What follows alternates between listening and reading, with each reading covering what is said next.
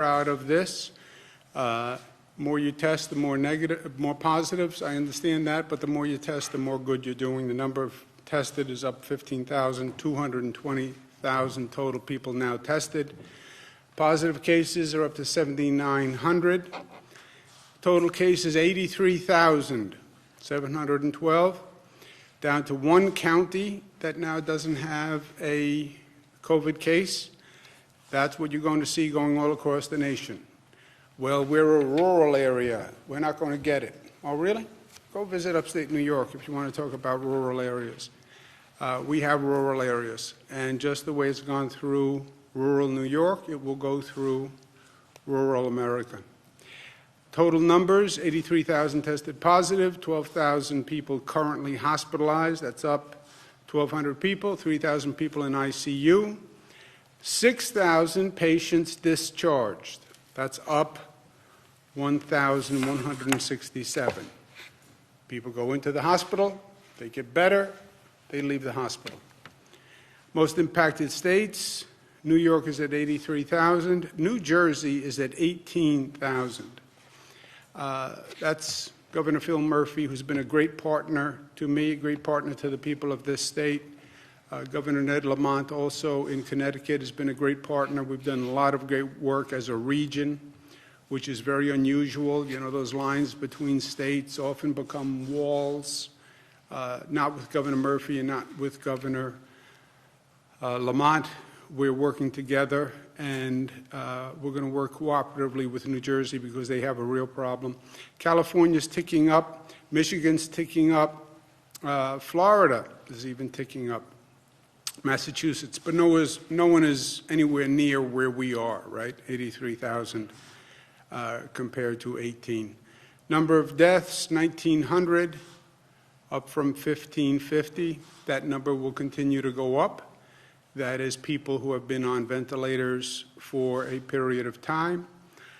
If you go on a ventilator, there's roughly only a 20% chance that you will come off the ventilator. The longer you're on the ventilator, the lower the chance you come off. We're still looking for a curve. We're still looking to see where we hit the plateau. Total number of new hospitalized. Again, you see the number goes up and down, but the overall trajectory of the number is up. Change in ICU admissions, bounce here, bounce there, but the overall number is still up. Change in intubations, same thing. The line is basically a line that is going up. Change in number of discharged, line is going up. Why? More people going in, more people treated, more people coming out. Everyone asks the same questions, and they're all good questions. When is this going to be over? What happens? How does it end? And people want answers. I understand people want answers. I want answers. But the answer is nobody knows for sure. Anyone who goes on cable TV and says, or network TV and says, this is what is going to happen, it's not true. Nobody knows what's going to happen. And I understand the need for closure, the need for control. We're at a place we've never been before. We're out of control. I need to know. I need to know. Nobody can tell you. What you do know are facts. And, you know, facts are funny things. What you're now getting are subjective facts. People who are optimists want to interpret it one way. People who are pessimists want to interpret the other way. People who bring their own subjective agenda tend to interpret the numbers a different way. For me, facts are facts. And the facts that we offer the people of this state and the people of this country, they're not pessimistic facts or optimistic facts. They're not interpreted facts. They are just the best information we have as of this time. And I think that is empowering and in some ways relaxing. As I've mentioned to you who've worked with me, I say to my team all the time, I'm interested in your opinion, but I'm interested in your opinion second.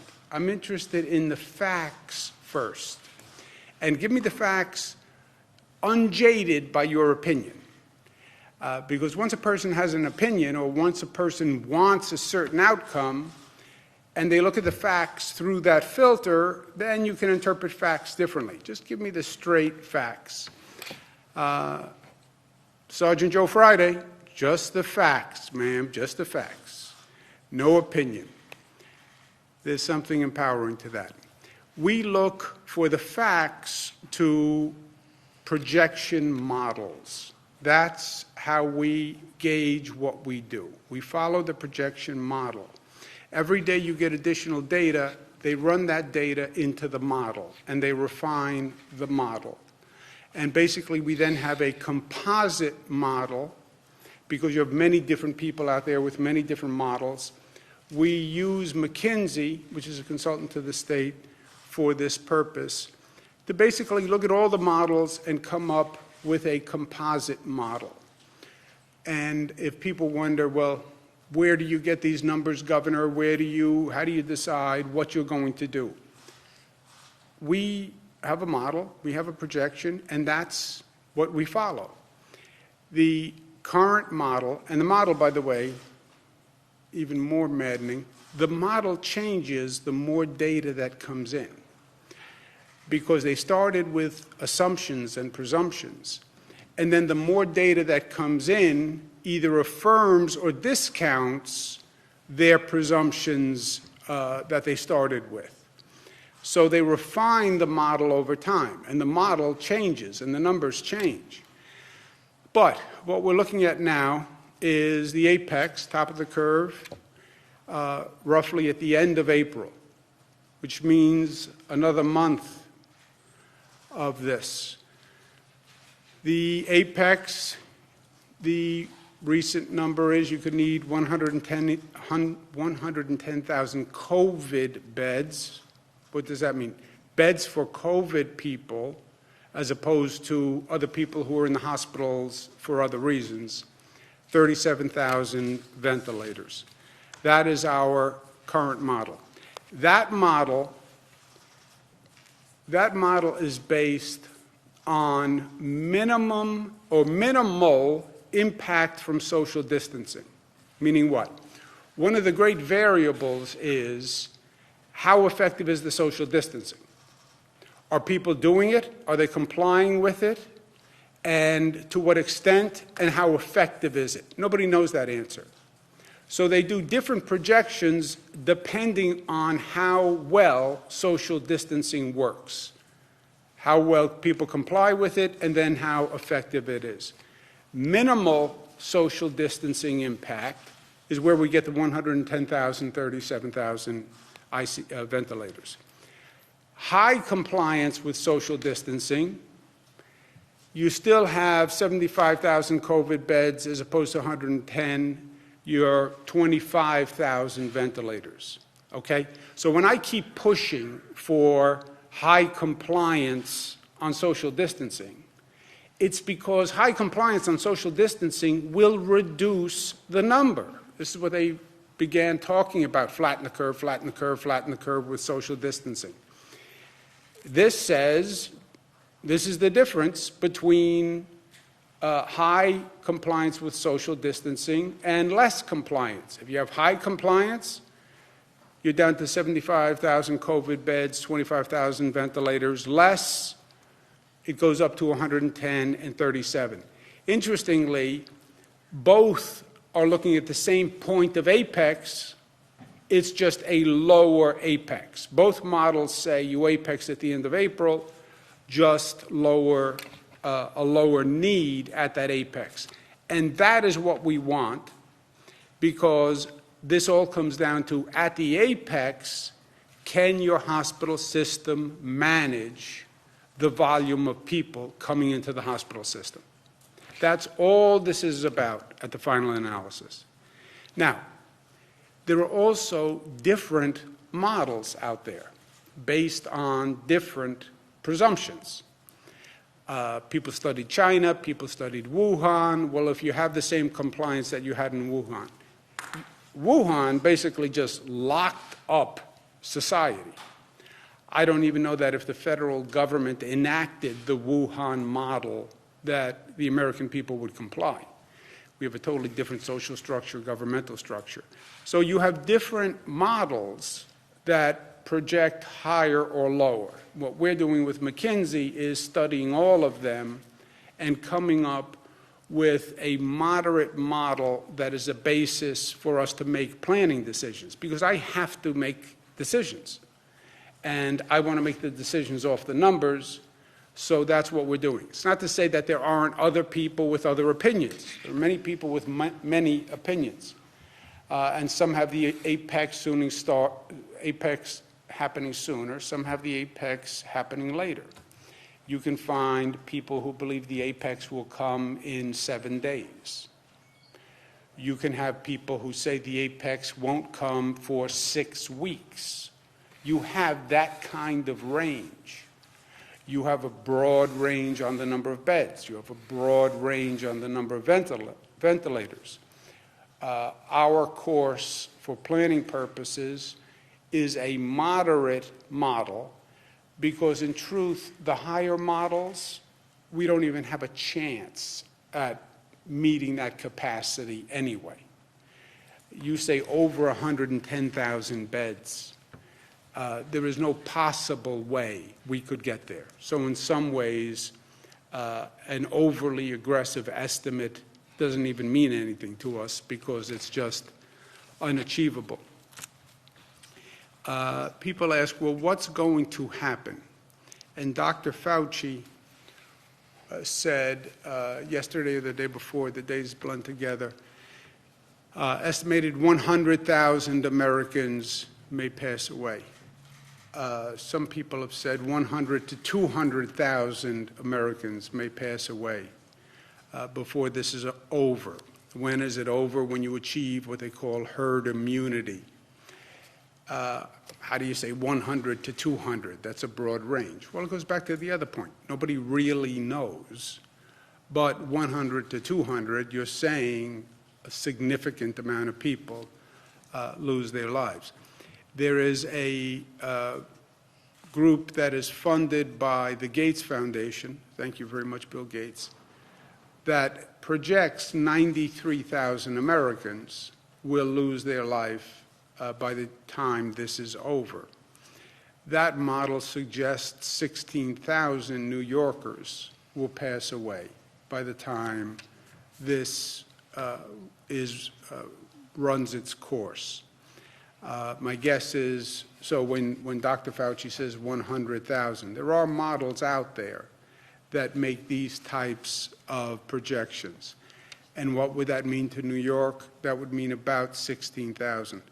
Frankly, that would mean that New York is only 16% roughly of the number of deaths. I don't even understand that, since New York is so much higher right now. But what that does say to the rest of the nation is, this is not just New York. If you believe these numbers, 16,000 deaths in New York, that means you're going to have tens of thousands of deaths outside of New York. So to the extent people watch their nightly news in Kansas and say, well, this is a New York problem, that's not what these numbers say. It says it's a New York problem today. Tomorrow, it's a Kansas problem and a Texas problem and a New Mexico problem. That's why I say to my fellow governors and elected officials all across this country, look at us today, see yourself tomorrow. And let's address it in New York, and let's cooperate to address it in New York, because it's going to be in your town tomorrow, metaphorically. And if we learn how to do it right here, or learn how to do it the best we can, because there is no right, it's only the best we can, then we can work cooperatively all across this country.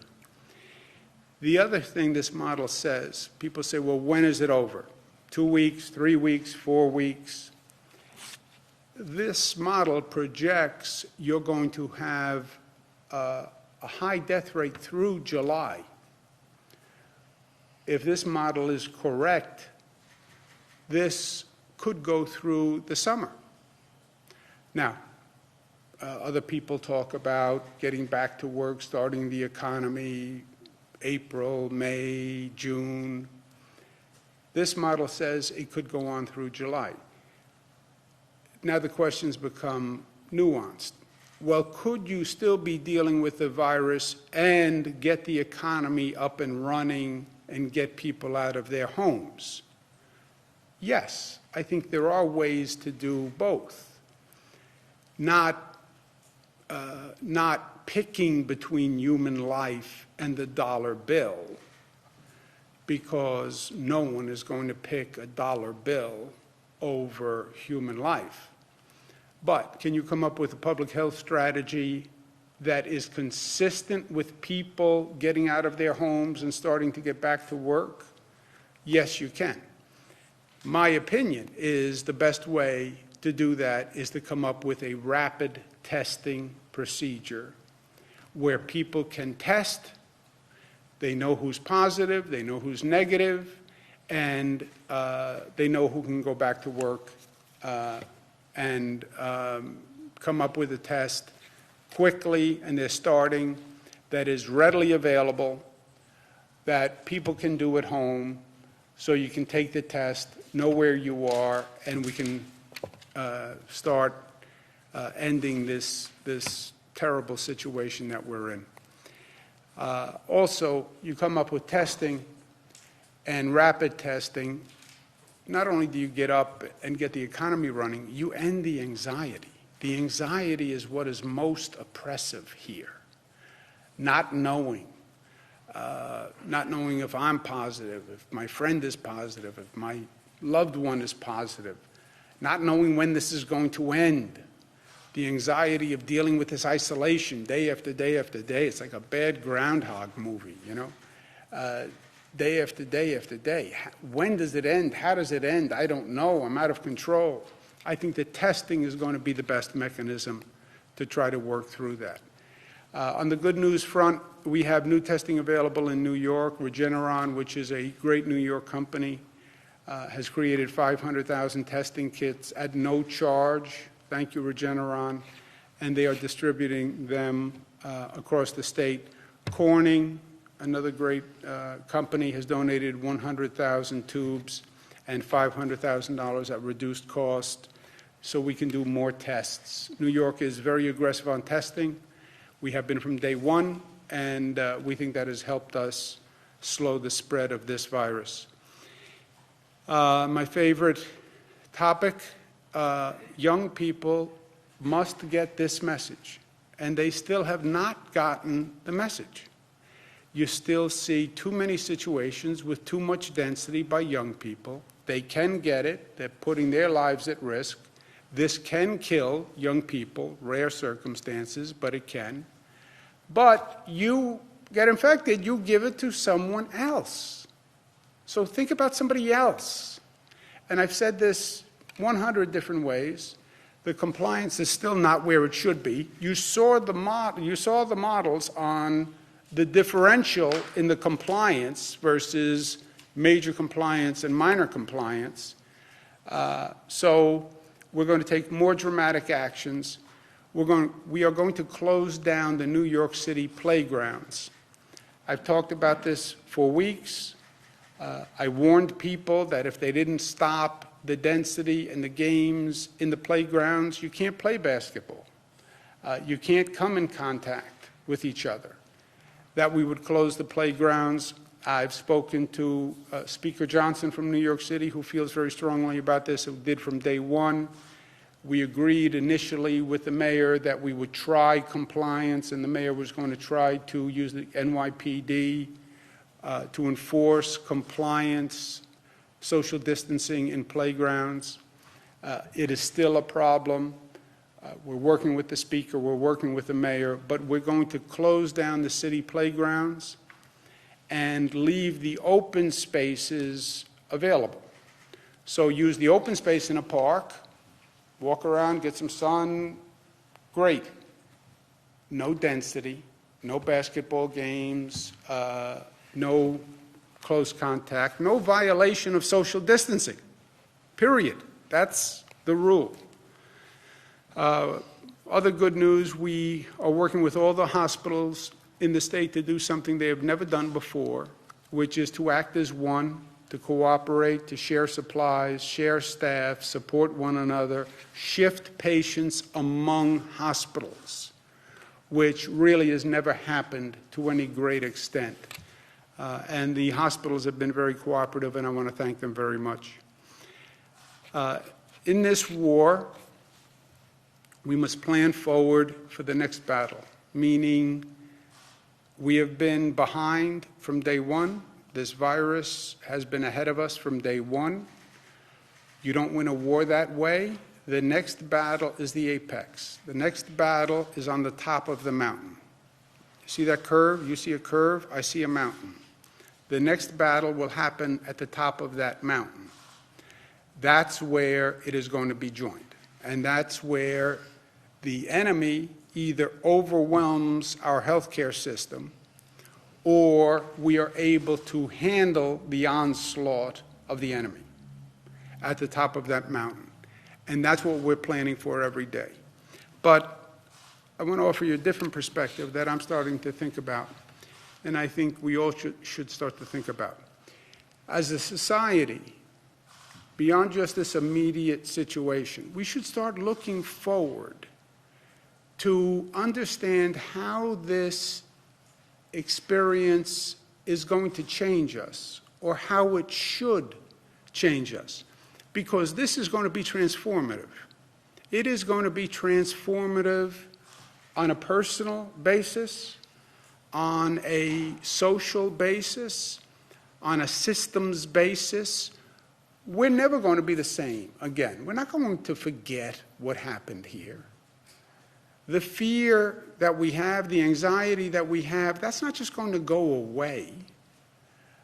When do we get back to normal? I don't think we get back to normal. I think we get back, or we get to a new normal, right? Like we're seeing so many facets of society right now. So we will be at a different place. Our challenge is to make sure that transformation and that change is positive and not negative. Let's make sure we're taking the positive lesson and not the negative lesson. You could get wary of intimacy and contact and density. Social distancing, don't go near anyone. What a terrible thing to live with as a human being. What a cruel torture. Isolate yourself from other people. Be afraid of hugging someone. Just think how emotionally and personally repugnant that concept is, right? We crave human connection. And now we're being told that could be dangerous. You can't kiss, you can't hug, you can't hold hands. So how we come out of this and making sure that it's positive and not negative. How do we learn from this, and how do we grow from this, right? Society life, you will get knocked on your rear end. You will deal with pain, you will deal with death, you will deal with setback, you will deal with suffering. The question is, how do you get up? Well, first, do you get up?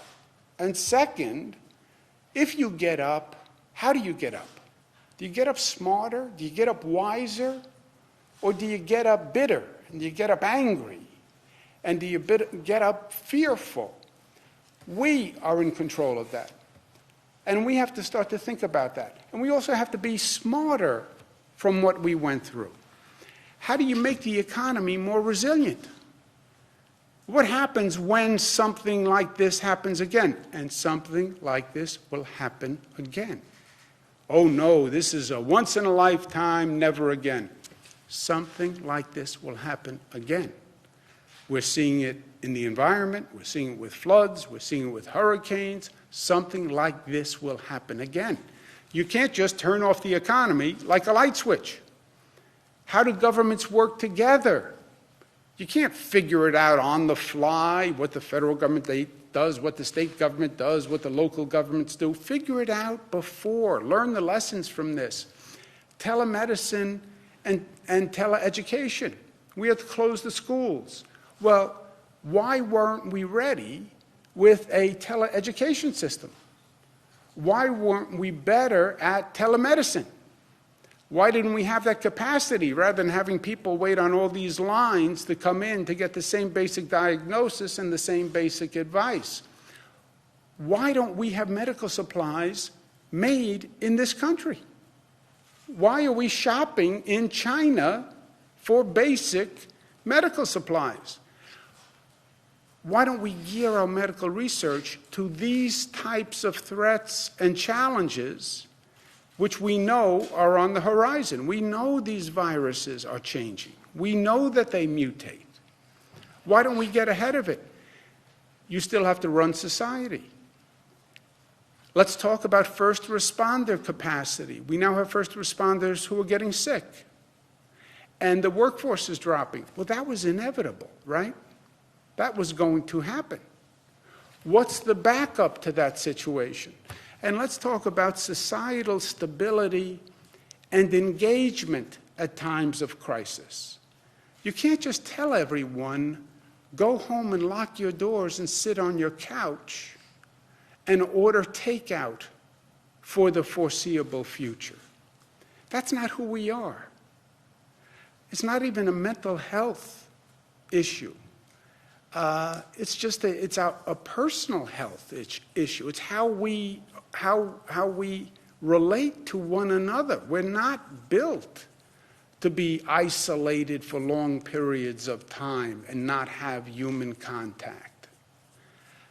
So how do we deal with that?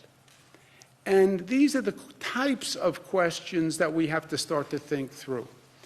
But not today. That is the next challenge, I believe. And that is what we're going to have to think about soon. But for now, one crisis at a time, as they say. And we are planning to handle with the current crisis, preparing for the battle on the Mount, which is what we are doing every day. And that's what we are doing. And not only are we doing it, but we have to succeed at it. You know, government process is very good at saying, well, we're trying, we're working on this, we're doing our best. We're doing our best. Winston Churchill, it is no use saying we are doing our best. You have got to succeed in doing what is necessary. Tad harsh goes with that expression, which I think you could say tad harsh. Handsome, but a tad harsh. But it's true. And that's what I say to my team every day. This is beyond best efforts. This is beyond I'm working very hard. We have to get this done. We have to succeed. We have to find a way.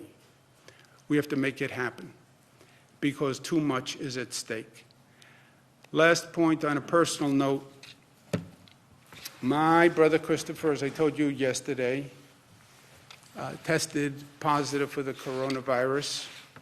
He's at home. He's doing fine enough. He has a fever. He has chills, symptoms of basically a very bad flu. But I think this is illustrative in a number of ways. First of all, anyone can get this disease. Relatively young people, strong people, people who take a lot of vitamin pills, people who go to the gym a lot. Anyone can get this disease. There is no superhero who is immune from this disease. That goes for a New Yorker, as well as a Texan, as well as a Californian. Anyone can get it. No one can be protected from it. I couldn't protect my own brother. With all he knows and as smart as he is, he couldn't protect himself. So anyone can get it, and everyone has to be protected. I understand the data. I understand 80% self-resolve, 20% go in the hospitals. Christopher is not in the category that is problematic. By all the data, he should have it. He'll have it for a period of time, and he will then resolve. If he has bad symptoms, he'll go into the hospital, he'll be treated, and he'll be released. That's what all the numbers say. Even though that's what all the numbers say, when he told me he had the coronavirus, it scared me. It frightened me. Why? Because we still don't know. We still don't know. And even if there's just a 1%, 2% chance, it's frightening. It is frightening. It frightened me. And I deal with all sorts of stuff. And I've seen all sorts of things. And it frightened me. Why? Because we're talking about my brother. We're talking about my little brother. This is my best friend. Talk to him several times a day. Basically, spend my whole life with him. And it is frightening on a fundamental level. And it's frightening because there's nothing I can do, and I'm out of control, and there's nobody who can tell me, and Dr. Zucker can't tell me anything, and Tony Fauci can't tell me anything because nobody really knows. And this situation is the same situation for everyone. For everyone. So yes, I'm frightened for my brother. I'm worried about my brother, as everyone is worried about everyone in their family and everybody they love. I take solace in the numbers and the facts, because you can't divorce yourself from the facts, otherwise you go to a place of irrationality. But we're emotional beings, and as an emotional being, it is frightening, and it is unknown, and it is threatening, and it is scary, and people are dying. He's going to be okay. I believe that. He's in his basement. I sent him over a book that could be helpful, Beginner's Guide to Striped Bass Fishing. I hope he picks up some tips from that. But I also want to say to him, because I want him to know, he found out yesterday morning that he had coronavirus. He did his show last night. He did a show last night from his basement. What a gutsy, courageous thing to do. And we talked about it. And in some ways, this can be very instructive, I think, to many people. Because everybody wants to know, well, what happens if you get coronavirus? All right, he did. And he does this show every night. Maybe some nights he won't be able to do it, but he does this show every night. So what's the positive? Show the country what it means to have coronavirus. And that information, that experience, can be helpful to people. And that's why he did the show last night. Okay, I have coronavirus. But you know what? Here I am. I'm doing my show. I didn't fall over. I didn't collapse. It's not a death sentence. Here I am. I'm doing my show. Kudos to him. My pop would be proud. I love you, little brother. And even though this isn't a flattering picture, I did not pick this picture with your mouth open, but it is suitable in some ways. Any questions, comments? Governor, policy for posthumous testing of suspected cases.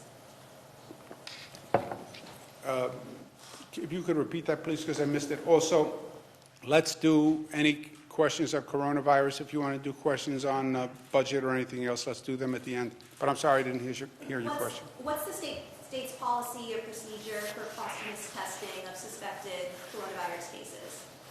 What's the state's policy for posthumous coronavirus testing? I have no idea. Do you know? This is based on a clinical picture, right? So if someone died as a result of respiratory illnesses, the person would be tested to be sure and try to figure out what happened to them, because there are contacts that that person has been exposed to. So the death toll includes people that tested positive for coronavirus, or also people who had coronavirus-like symptoms? So when we hear, we know those who have died, and if they're tested at the time of an autopsy, those are included in the deaths. Governor, can you confirm that there were some patients who were moved from New York City to Albany Medical Center, and I believe also Ellis Hospital as well last night? Were there patients who were moved, coronavirus patients moved from New York City to Albany Med? Yes. And we've talked about, this is one state, this is one family of New York, this is one family of the United States of America, by the way. We support one another in two ways. Staff from upstate hospitals will be going to downstate hospitals because one of the real critical situations are staff shortages and staff exhaustion. So upstate staff will come help the downstate hospitals, and downstate hospitals who are at overcapacity can transfer patients to upstate. Is it safe to move COVID patients who are being It depends on the patient. But if they're in a place where the hospital can't treat them, then it's better to move them and be in a hospital setting where they can get treated. So if we're doing this now, does that mean that the downstate hospitals are full? I know that the DOH has data on beds, including ICU beds. Can you make that available? And also, if you said 110,000 beds for COVID, what is the total capacity? Is it still 140,000? About 140. 110 for COVID would suggest you have 30,000 non-COVID patients. We tried to bring down the patient count by mandating no elective surgery that was non-critical. So people are not going into the hospital right now to have a hip replacement unless they really need it. They're not going in for any type of elective surgery. So it brought the number of patients down so we could get more COVID patients in. The transfer from New York City, the New York City Hospital to Albany Medical, was more of a one-off situation, which had been individually arranged. We are now, Department of Health is now coordinating all transfers. And you're right, the first step is transfers within the system. So downstate New York, you have the health and H&H system, transfer among the 11 H&H hospitals to balance load, balance capacity, and transfer among the private hospitals to balance load, then transfer among those two systems, and then worst-case scenario, transfer upstate. So how much capacity is left between H&H and the private hospitals? And I guess Long Island and Westchester, too. Yeah, they are not at capacity now. It depends on how fast that curve goes up. We monitor it on a daily basis, and that's the $64,000 question, Jimmy, is when you get to the apex, you will be over capacity. Any of those models, by the way, say you are over capacity. You're over 100% by any model at the apex. Who determines, Governor, and what is the criteria for moving patients from New York City into upstate hospitals? Do they have local connections, or is that just a medical It's decision? going to be, the transfer that happened was basically a one-off because they were hospitals that had a pre-existing agreement. But what will happen going forward, the battle on the Mount, will be capacity. You fill all the downstate hospitals, and you're over capacity on all the downstate hospitals, You then have Javits Center as a relief valve. You have that ship, the Comfort, as a relief valve. But they only take non-COVID patients.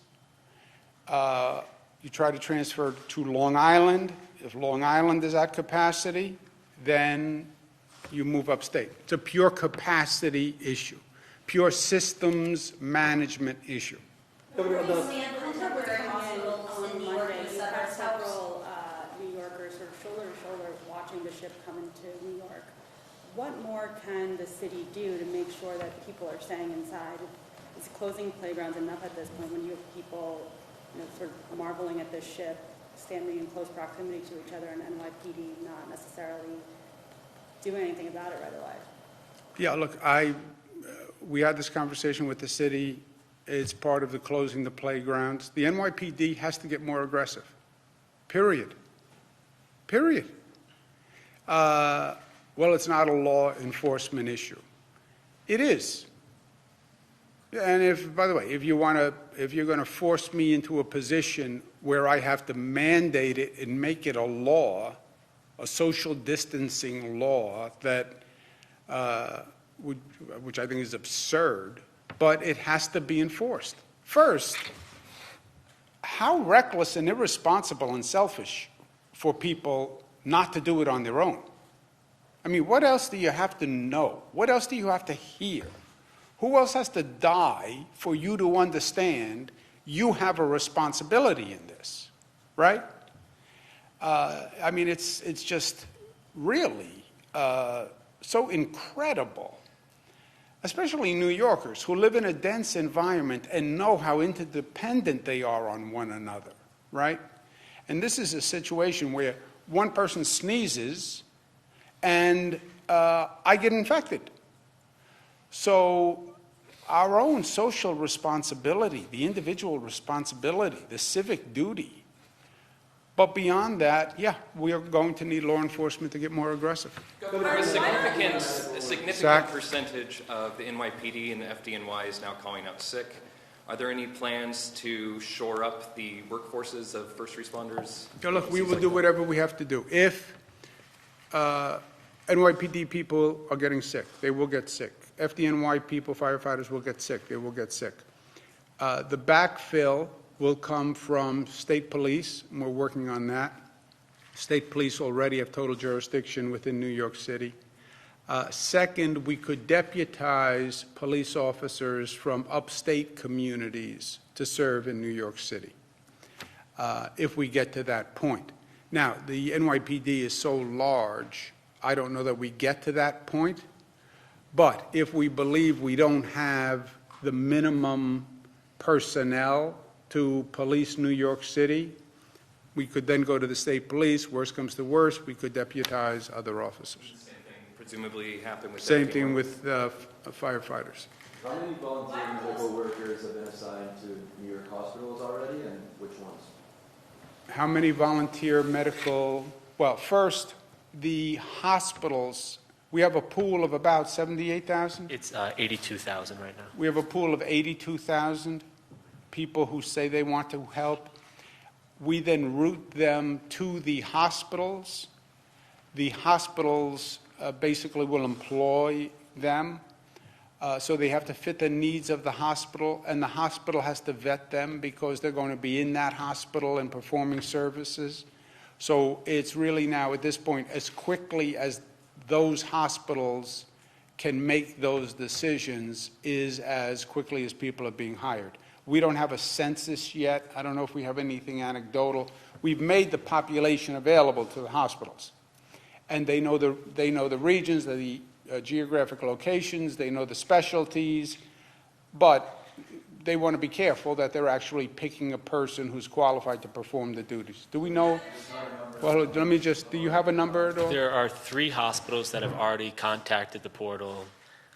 They're looking at about 1,500 personnel, and hopefully those connections, by talking to the hospitals, will be at least hired by Thursday. When they're in the hospitals, unknown. That has to be worked out between the hospital and the healthcare employee themselves.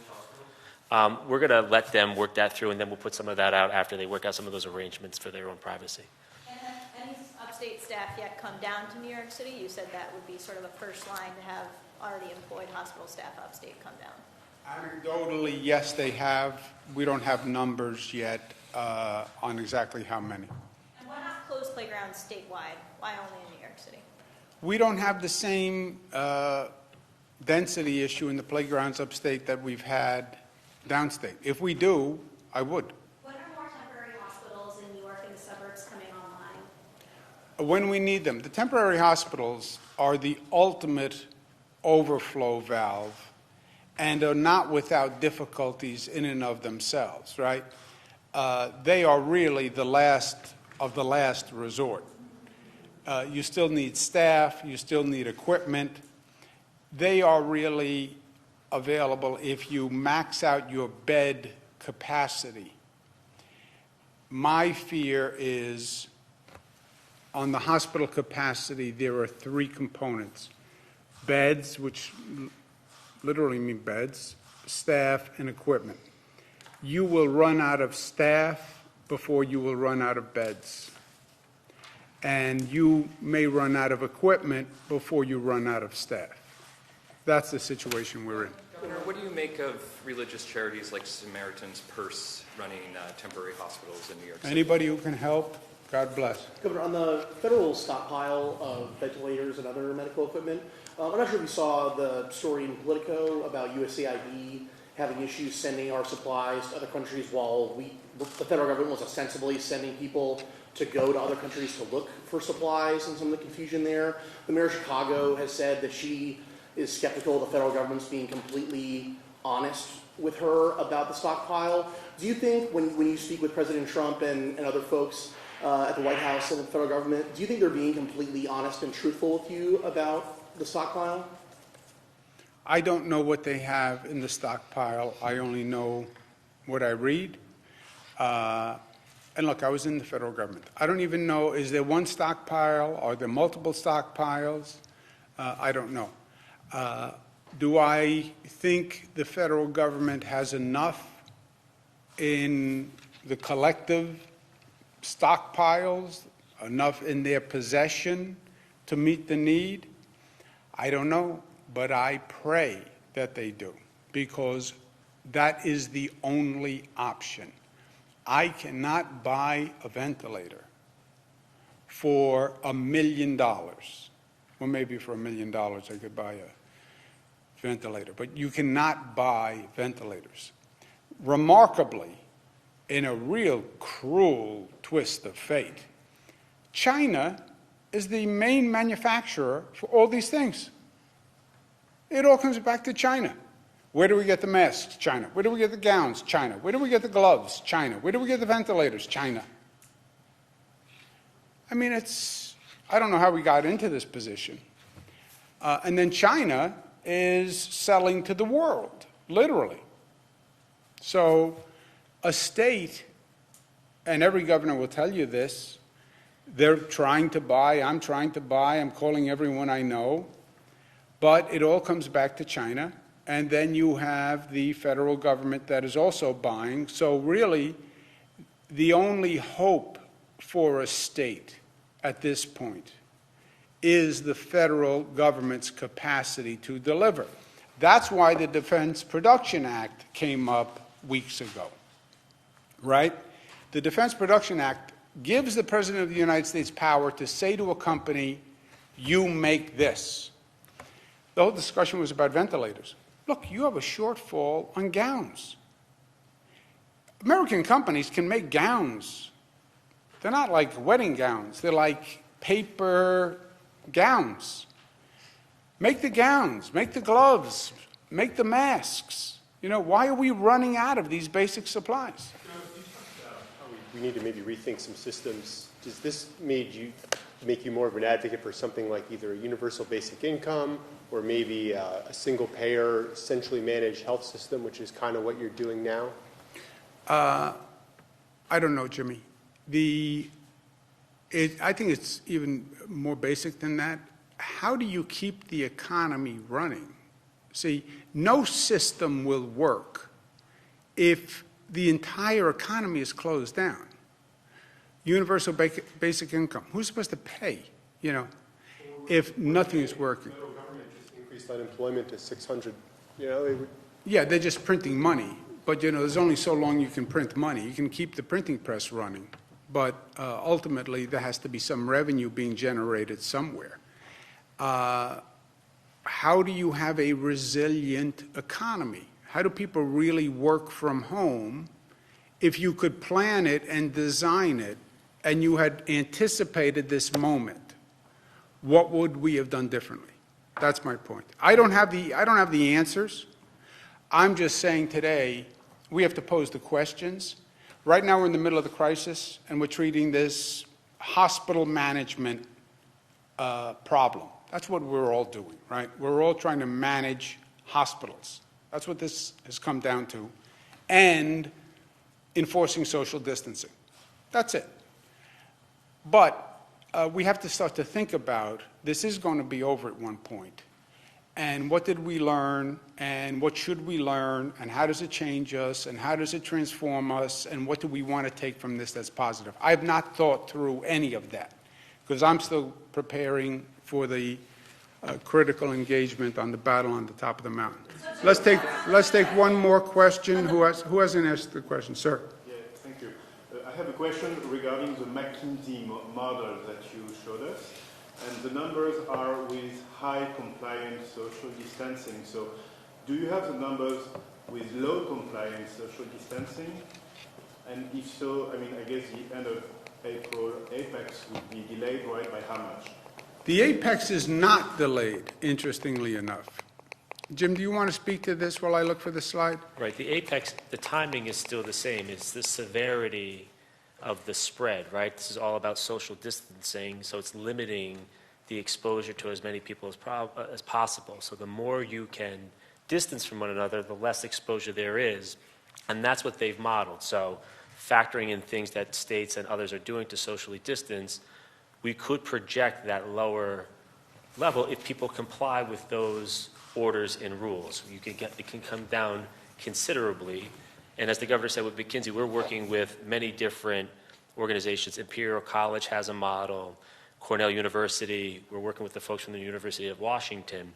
And it is sort of coalescing around this concept that if you can socially distance, the number does come down dramatically into the range that the McKinsey model has showed today, but it changes from day to day based on the actual information coming in. If you don't do anything to mitigate this, the spread, of course, becomes more intense. It's quick, it's rapid, so the apex remains the same. The intensity of the spread is just greater, so there's more of a healthcare need at the same time. Governor, what's your response to President Trump's comment last night that states should be asking the federal government for ventilators instead of bidding? The states, I'm asking them for ventilators. See this slide? It says we need 37,000 ventilators. I have asked the federal government numerous times for ventilators. They have sent the state a total of 4,000 ventilators. Right? Yeah, let's do the budget. Let me make just, if I can. We have closed state playgrounds. On your question before, somebody's question, we closed state playgrounds already. So now we're going to close the city playgrounds. Also on the budget, as a general comment, I'm very proud of how many budgets we've done. This will be over a decade of budgets. They've been on time. They've been balanced. That hasn't happened in like 60 years in this state. It never got budgets done on time. This is a particularly difficult budget because there is no money and there's much fear and there's much stress. We had to do the budget while dealing with this coronavirus situation. So I just want to applaud my team. Normally, doing a budget is the #1 function for the state staff, right? For the entire year. That's it. You do the budget, and everybody works on the budget. Here, we had to do the budget and work on the coronavirus crisis, and they did both. And I just want to thank them from the bottom of my heart. I don't know how. It's almost inconceivable. And Melissa and Rob and Beth and the whole team. And the same is true on the legislative side. I'll tell you the God's honest truth. This is a tough, tough budget. And I want to thank Speaker Carl Heastie and his staff and Senate Leader Andrea Stewart-Cousins and Chantel. They have really done a magnificent, magnificent job. We have a conceptual agreement with the leaders on the budget. They are going to go to their members today and talk to them about the agreement. And if the leaders are successful in their conferences, then we will pass the budget. There's a $250 million distressed hospitals fund within that counties would have to kick in about 30% for hospitals in their borders.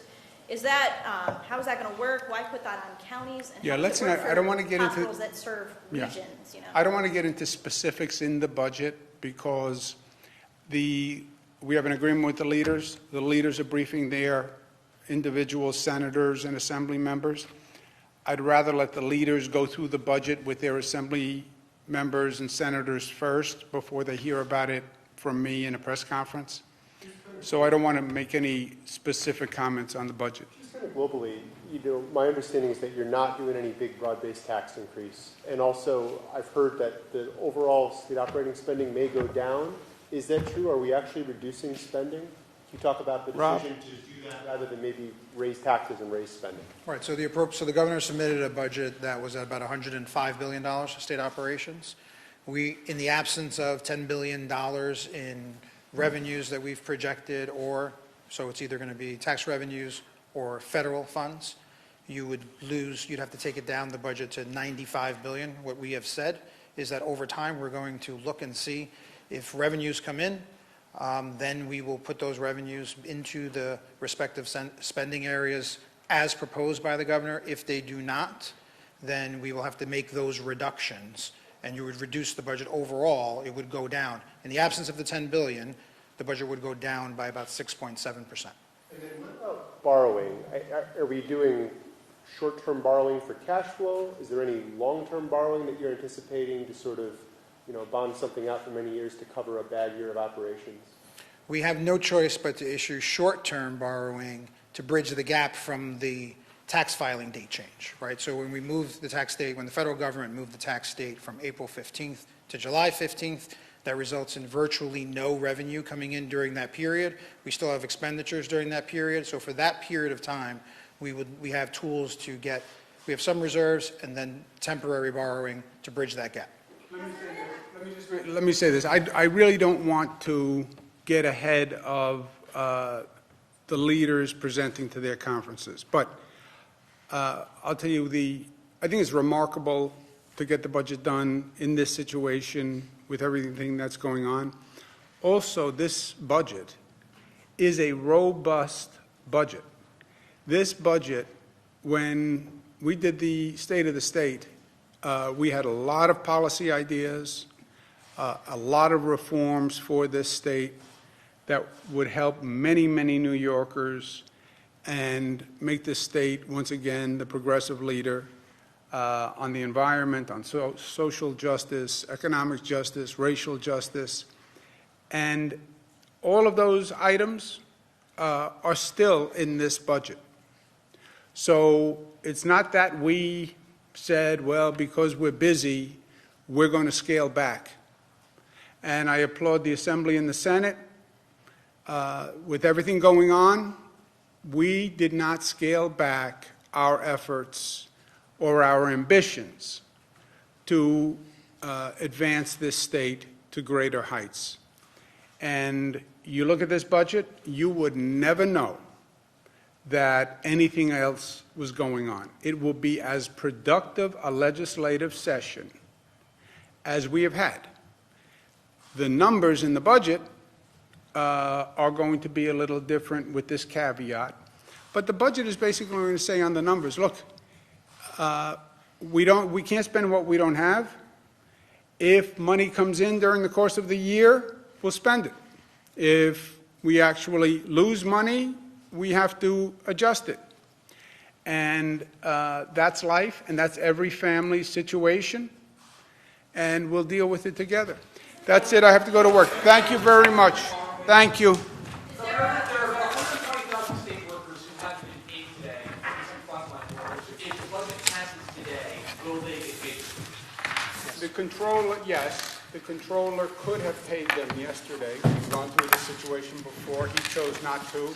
He must pay them the moment it passes. Is there bail reform in the budget? You have to wait and see the budget.